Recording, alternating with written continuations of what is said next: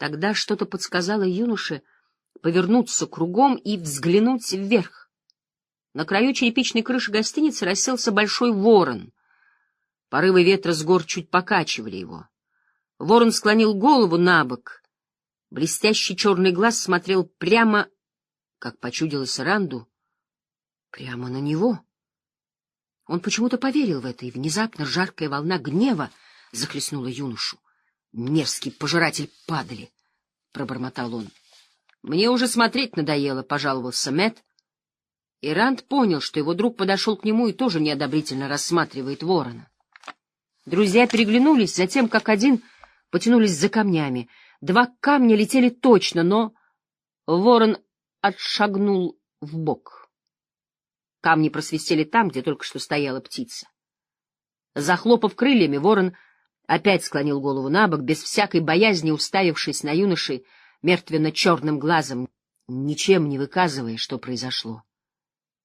Ранд, оцепенев от ужаса, уставился на птицу. — Ты видел когда-нибудь ворона, который вел бы себя так? — спросил он негромко. Мэтт, не отрывая взгляда от птицы, покачал головой. — Никогда. Да и вообще ни у какой птицы таких повадок не припомню. — Скверная птица! — раздался позади женский голос, мелодичный, несмотря на нотки отвращения, звучащие в нем. Ворону не доверяли и в лучшие времена. С пронзительным карканьем ворон так резко взмыл воздух, что с кромки крыши на землю опустились два черных пера. Пораженные Ранд и Мэтт развернулись, провожая взглядами ворона, стремительно пролетевшего над лужайкой и направившегося в сторону гор тумана, которые поднимались за западным лесом и, как обычно, упирались своими вершинами в облака. Птица превратилась в темное пятнышко на западе и вскоре исчезла из виду. Ранд перевел изумленный взгляд на женщину. Она тоже следила за полетом птицы, но теперь уже повернулась, и ее глаза встретились с глазами юноши. Ранд не мог вымолвить ни слова, он мог только смотреть. Это должно быть и есть леди Морейн. И она во всем оказалась такой, как ее описывали Мэтт и Ивин, во всем и даже больше. Когда Ранд услышал, как она назвала Найниф дитя, то представил ее старой, что на поверку оказалось совсем не так. Он вообще не мог определить возраст незнакомки. На первый взгляд ему показалось, что она так же молода, как и Найниф, но чем дольше он смотрел, тем больше склонялся к мысли, что она старше Найниф. Вокруг больших темных глаз лежала печать зрелости, намек на то знание, которое никому не суждено обрести молодым. На миг Ранду почудилось, что ее глаза — глубокие омуты, в которые он погружается с головой, и стало понятным, почему Мэтт и Ивин назвали ее «леди» из преданий Министреля. Женщина держала себя с таким достоинством и властностью, от которых испытываешь чувство неловкости, от которых ноги становятся словно ватные. Хотя она была едва по грудь Ранду, но осанка делала ее рост таким, каким ему и следовало бы быть, и поэтому высокий Ранд чувствовал себя не в своей тарелке. Женщина совершенно не походила ни на кого, с кем Ранд встречался раньше. Широкий капюшон плаща обрамлял ее лицо и мягкие локоны темных волос. Он никогда не видел взрослую женщину с волосами, не заплетенными в косу. В двуречье каждая девушка с нетерпением ждала того дня, когда деревенский круг женщин объявит, что она уже взрослая и может носить косу. Одежды незнакомки тоже были необычными. Плащ, сшитый из небесно-голубого бархата, с богатым серебряным шитьем, листья, виноградные лозы, цветы шли по его краям. Платье, по сравнению с плащом более темного, синего оттенка, в разрезах которого проглядывала кремовая ткань, переливалось, когда женщина двигалась. Шею ее обвивало ожерелье из тяжелых золотых звеньев, еще одна золотая изящной работы цепочка, лежащая на волосах, поддерживала маленький сверкающий голубой камень на лбу. Широкий пояс плетеного золота охватывал талию леди, а на указательном пальце левой руки блестело золотое кольцо в виде змея, пожирающего собственный хвост. Ранду никогда не доводилось видеть подобного кольца, хотя он сразу узнал великого змея, символ еще более древний, чем само колесо времени, наряднее, чем любые праздничные одежды, — сказал Ивен, и он был прав. В двуречье никто никогда так не одевался. Никогда. — Доброе утро, миссис... леди Морейн. Кровь бросилась Ранду в лицо из-за того, что он произнес это так неловко. — Доброе утро, леди Морейн. Эхом вторил ему Мэтт, более благополучно, но не намного. Она улыбнулась, и в Ранде проснулась готовность что-нибудь сделать для нее, все, что в его силах, лишь бы это могло оправдать то, что он стоит рядом с нею. Он понимал, что она улыбается им всем, но, казалось, улыбка предназначалась только ему. На самом деле, все походило на то, что министрелевы сказки обернулись былью. На лице Мэтта застыла глупая улыбка. — Вы знаете мое имя? — сказала она довольным тоном. Как будто о ее приезде, сколь бы краток он ни был, не будут толковать в деревне целый год. — Но вы должны звать меня просто Морейн, а не леди. А как зовут вас? Прежде чем кто-то из юношей успел сказать хоть слово, вперед выскочил Ивен. — Меня зовут Ивен Фингар, леди. Это я сказал им ваше имя. Вот потому-то они его и знают. Я слышал, как его произносил Лан, но я не подслушивал. Никто вроде вас раньше не приезжал в Эммондефлуг. И еще в деревне будет на Белтайн-Министрель, а сегодня ночь зимы. Вы зайдете ко мне в дом? Моя мама печет яблочный пирог. — Надо будет заглянуть, — ответила Морейн, положив руку Ивену на плечо. Ее глаза блеснули радостным удивлением, хотя больше оно ни в чем не проявилось. — Я не знаю, насколько мне удастся сравниться с Министрелем, Ивен. Но вы все должны звать меня Морейн. Она выжидающе взглянула на Ранда и Мэтта.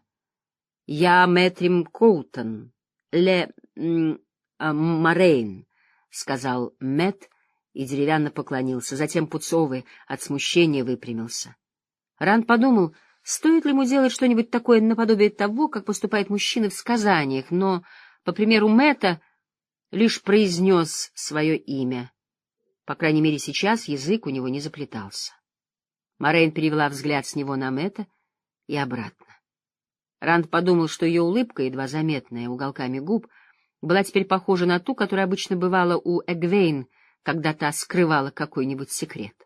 — Пока я буду в Эммондовом лугу, у меня, видимо, найдутся кое-какие небольшие поручения, — сказала Морейн.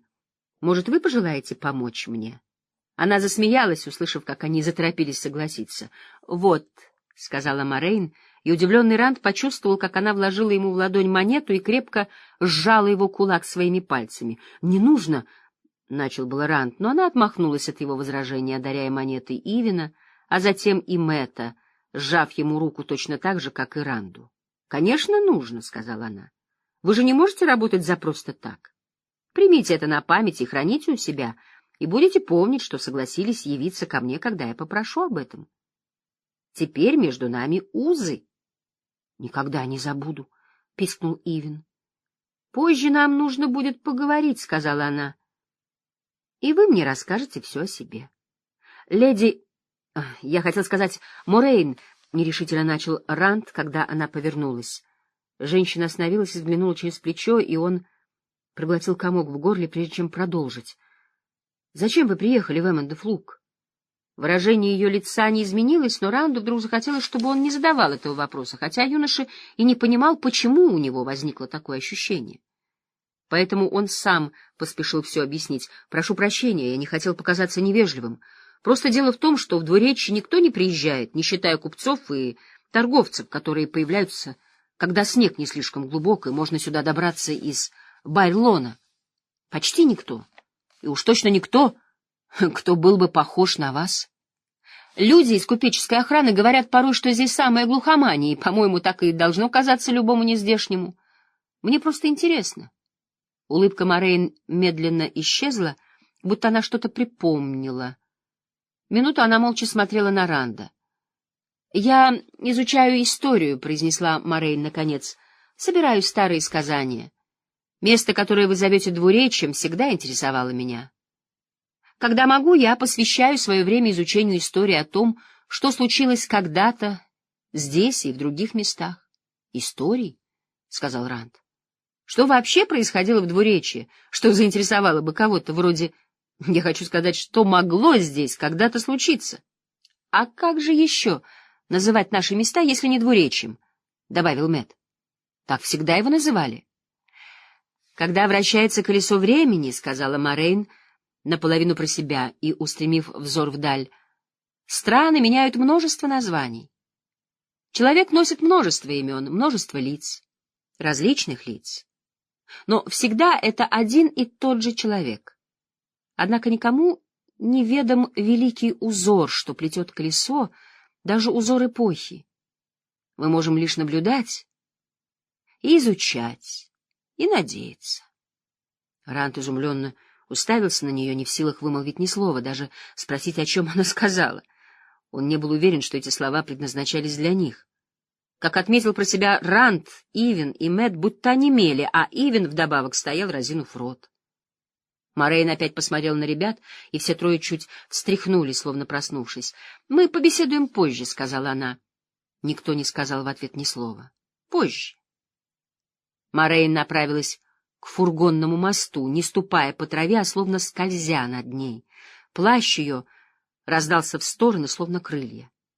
Когда она отошла, высокий мужчина, которого Ранд не замечал, пока тот не шагнул от парадной двери гостиницы, последовал за Морейн, положив руку на большую рукоять своего меча.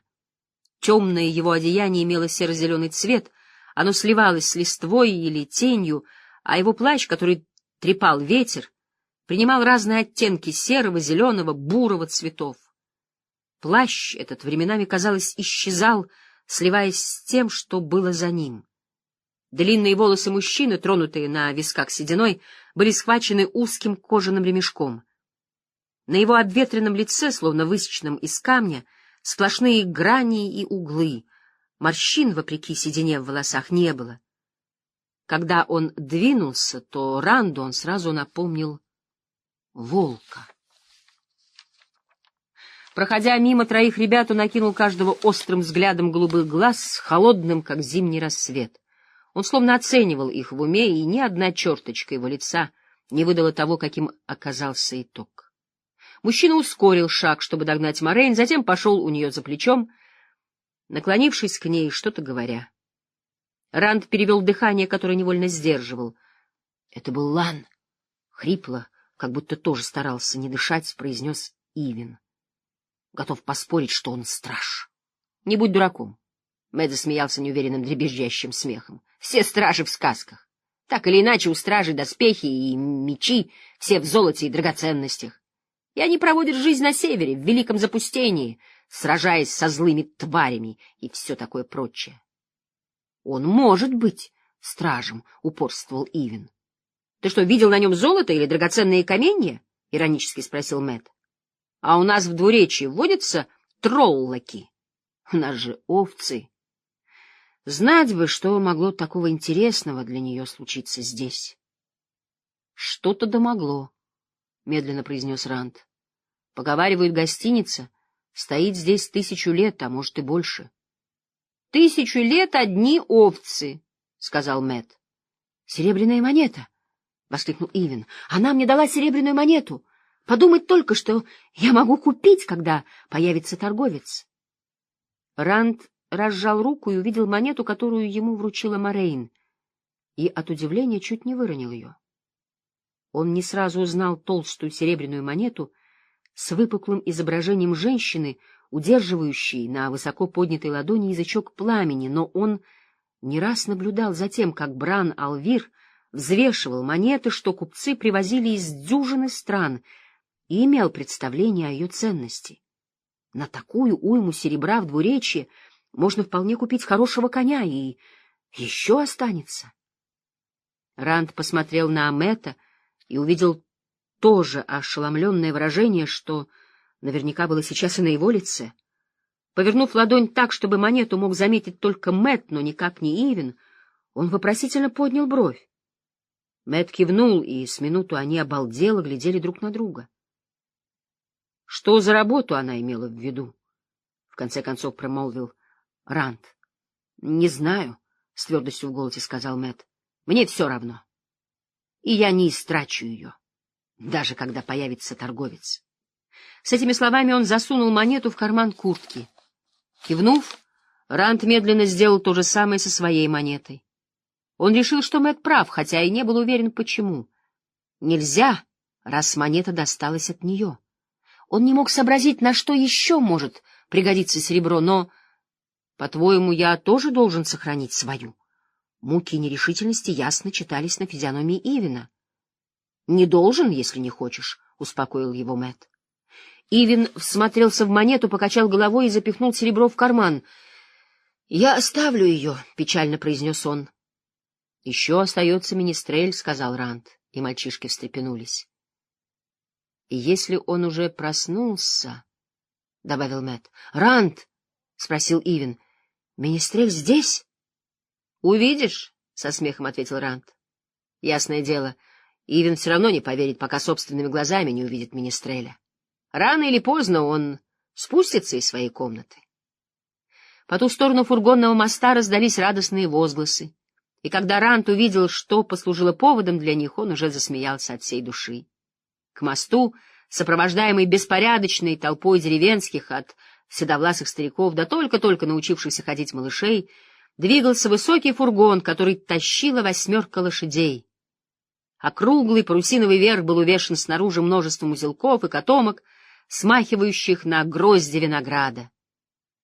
Наконец-то прибыл торговец. Чужаки и Министрель, фейерверк и торговец. Судя по всему, намечался самый лучший Белтайн из всех.